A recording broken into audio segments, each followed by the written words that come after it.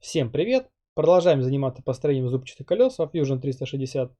И в этом видео будем рассматривать приложение с названием GF Gear Generator. Оно бесплатное. Находится на сайте App Store в разделе Fusion 360. Гуглится с помощью слова Gear, либо с помощью слова GF Gear Generator.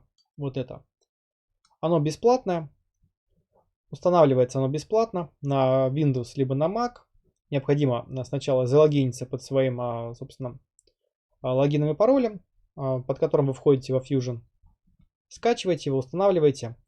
Он позволяет строить рейки, зубчатые колеса прямого, в смысле внутреннего и внешнего зацепления, косозубые, прямозубые, потом такие конические шестерни, ну, червячные передачи еще позволяет строить.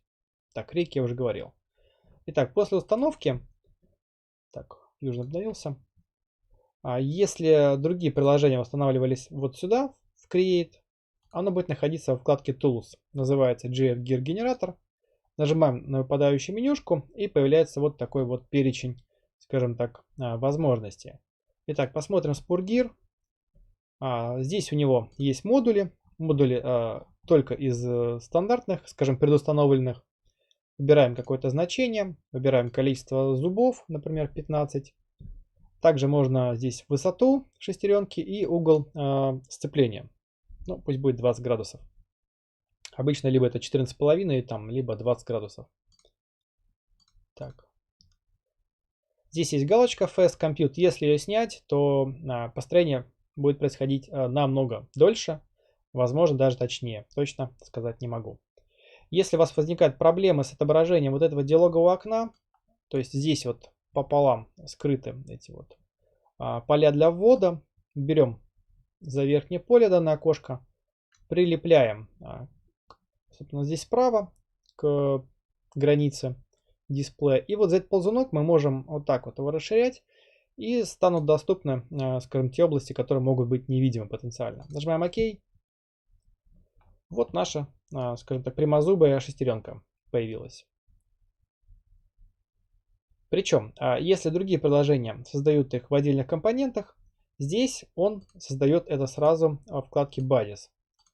Видим скетчи, которые здесь участвовали при создании данного колеса. Здесь, соответственно, есть некоторая его информация. Z15 это угол зацепления, модуль 1 мм. Ну вот, собственно, давайте отключу это. Посмотрим, значит, Simple Double Helical Gear. Соответственно, здесь clockwise это по часовой стрелке. Снимаем ее, наверное, будет против часовой. Double Helical это будет у нас шевронное зубчатое колесо. Модуль, ну давайте сделаем тоже миллиметр. Количество зубов пусть будет 20. Высота 10 миллиметров. Вот здесь 14,5 сделаем, значит, 20 градусов угол сцепления. Helix Angle это угол скручивания нашей шестерни. Ну пусть будет, давайте тоже 20 градусов. Но здесь сделаю 30 миллиметров толщину и нажму ОК. Ждем.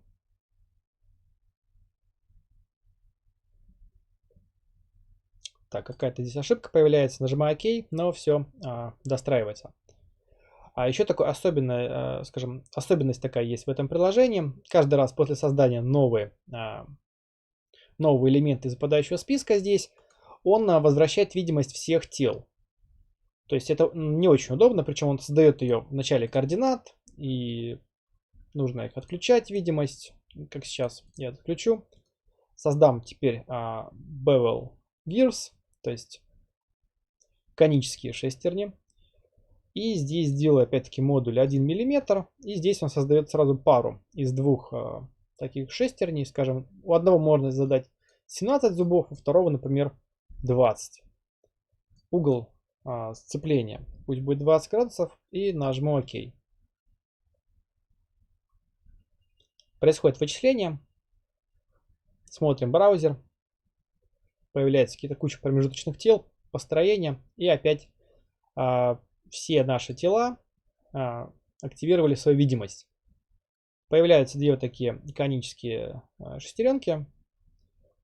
Две конические зубчатые колеса. Но тут такая особенность. Здесь нет какой-то вспомогательной геометрии, которая помогла бы их правильно спозиционировать. Вот в этих приложениях появляется такая пунктирная линия, это делительная окружность, с помощью которой можно спозиционировать правильное зацепление шестеренок. Здесь это сделать, ну, на мой взгляд, проблематично. Нужна будет какая-то вспомогательная геометрия, построение, перемещение. Ну, да, я думаю, придется этим позаниматься, но в целом с заданными параметрами такую шестерню получить можно. Перейду дальше в Tools. Здесь есть еще, значит, рейка. Модуль давайте выберем 1 мм. Высота рейки 20 мм. Угол сцепления 20. Толщина 20. 17 зубов. Окей.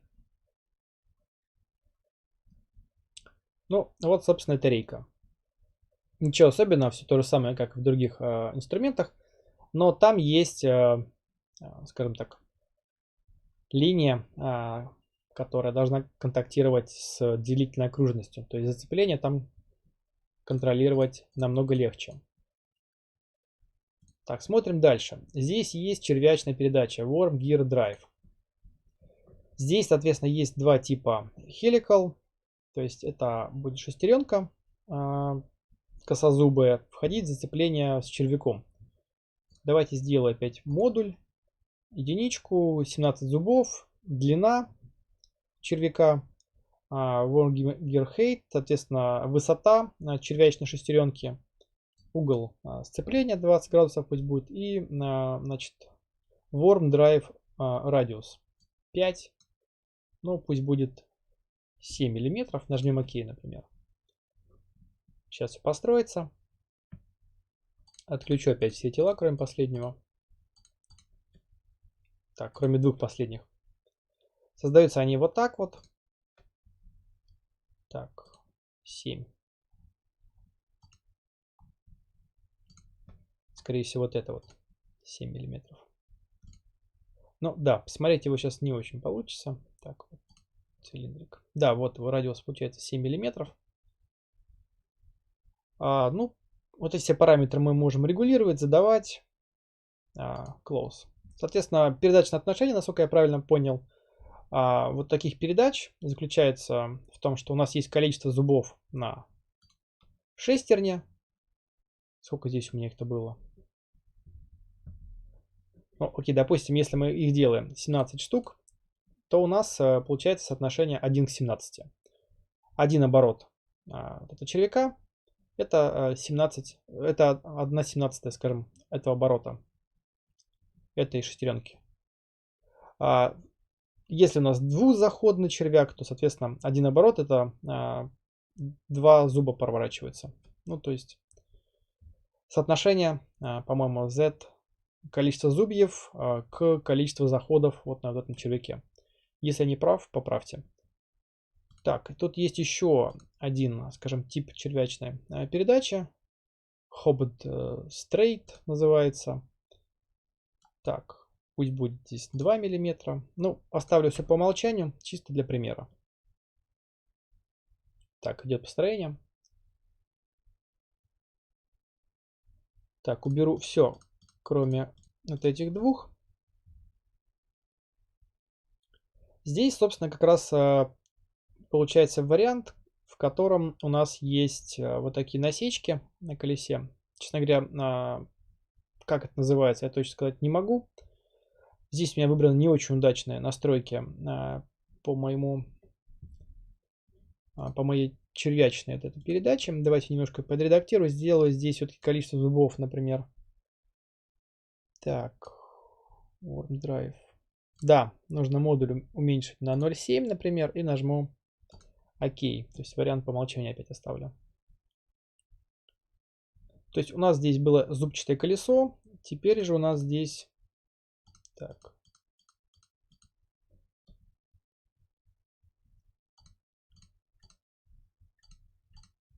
Не построилось, что ли?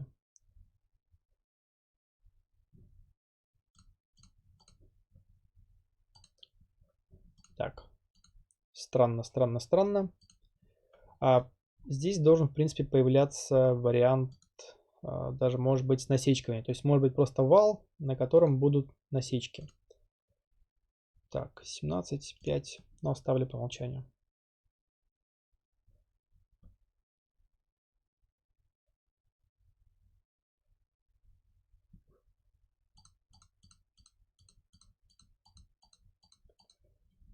Да, ну, собственно, вот этот самый вариант, когда у нас есть,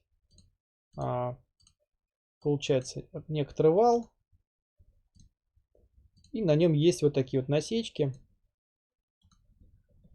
И червяк, скажем, во время вращения, скажем так, входит в зацепление с этими пазами и вращает вот этот вот вал. Вот, собственно, ну, вопрос, конечно, позиционирования друг относительно друга этих элементов для меня пока что открытый. Возможно, стоит дополнительно открыть какие-то формулы, рассчитать там все эти траектории, все эти зацепления, и тогда уже, основываясь на тех данных, которые вы рассчитаете на бумажке, уже здесь их можно будет позиционировать как-то друг относительно друга.